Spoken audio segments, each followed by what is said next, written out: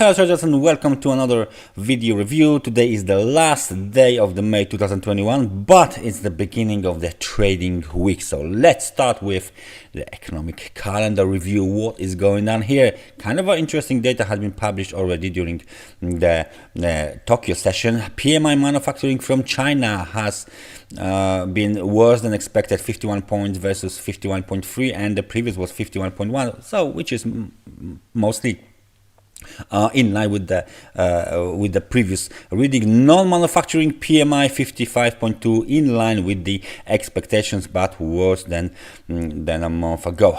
Other important data: consumer confidence in Japan is rising from 33 is better than expected, from 33.2 to 34.1, but worse than last reading of 54.7. This is like a cosmetic change, more likely. During the London session, we have a QOF economic barometer data from Switzerland, scheduled for release 8 o'clock. The last reading was 134. We have other data from Eurozone, like CPI and harmonized CPI consumer price index from Germany, scheduled for release 1 p.m. The market expects the CPI to decrease from 0.7% to 0.3% on a monthly basis. So very interesting reading. It might affect the euro pairs.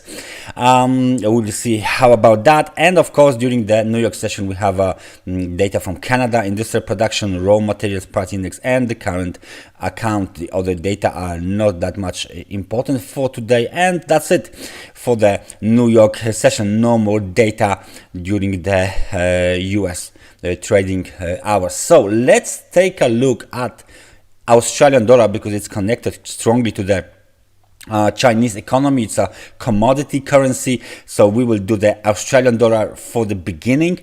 What's happened, as you can see, last time we spoke about the Australian dollar, we got the breakout here, and the market was testing this breakout below the trend line, the blue trend line. As you can see, I've made a channel here, and the market was still close between 7,822 pips technical resistance, 7,680 technical support. After the decline, after the breakout below the trend line support, the market hit the 7,680 pips support. It bounced a little bit, but currently is still trading inside of the previous day range. So we are waiting for the breakout, for the definitive breakout above 7,822 or below 7,680, because right now the power is more skewed to the bears, because this candlestick pattern, this big supply candle consolidation, this candlestick, which is like a kind of a pin bar. It's not a shooting star because it's in the wrong place, but it's a kind of a pin bar. And then we have a almost new lower low in this month. This is the lows of the 4th of the May, 7,666, 7,676, and this is 7,678. So that's 2 pips higher than the lows of the month. So I think there is increasing bearish pressure on the Australian dollar. And if you just draw this short-term trend line here, around this level, let's say, we are under the trend line, testing the technical support. So if the 7,680 is violated, we can easily go towards 7,533. We are out of the channel, out of the consolidation zone. And of course, well, right now the RSI is around the 50 level, but if you take a look at this closely, you will see that we broke the 50 level towards 45 points during this move to the downside. What is going on with the New Zealand dollar? Kind of a similar situation, but a little bit more complex from the Elliott wave point of view. We might have a top for the wave B made on the 26th of the May 2021, 2021 at the level of 7,312 pips. Since then we have a pullback towards the lows of 7,209. That's more than 100 pips. And for now, we are still waiting for this wave C to unfold. Of course, after the 5 wave to the upside, after this technical pattern called the impulsive Elliott wave, ABC correction is highly welcomed. So the key technical support 7,155 is still under the pressure.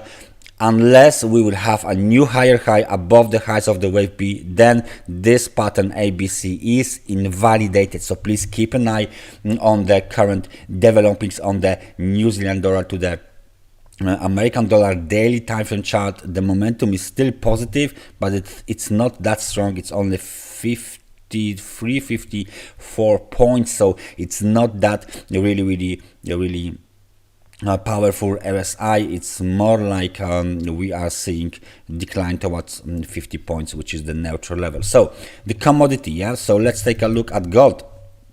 If we talk about precious metals, and then we talk about crude oil as the commodity, of course, a recent very interesting candle. We have like a pin bar, kind of a shooting star, kind of a pin bar here with the top of $1,912. Since then we are still trending around this technical resistance level, $1,900, still inside of this channel, the ascending channel. But please keep an eye on the RSI, because right now we are trading during the extremely overbought market conditions. The recent RSI is 76. We might see some sort of the decline before a new high on the gold will be made. So please keep an eye on the gold. We are still in the channel. The outlook is still positive. The recent technical resistance has been cleared, but this is still very the possibility of a pullback is very high with these market conditions. And of course, crude oil.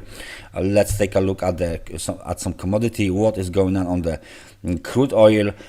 Very strong bounce from the lower channel line levels of 61.56. That was the low. Bullish engulfing, continuation, consolidation, breakout. So what do we have here is a test of 66.92, 67.97 zone. This is the supply zone, the key supply zone, which might be very strongly defended by the bears, because if they lose this zone, that means the crude oil is going straight up towards 70.10.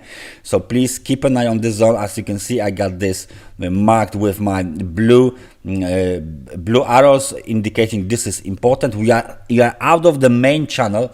We are still in this kind of a ranging channel here, but this channel is going up and up and up. It's not impulsive. It's not impulsive move up, right? But it's still going higher and higher. We might see another attempt to break above 67.97.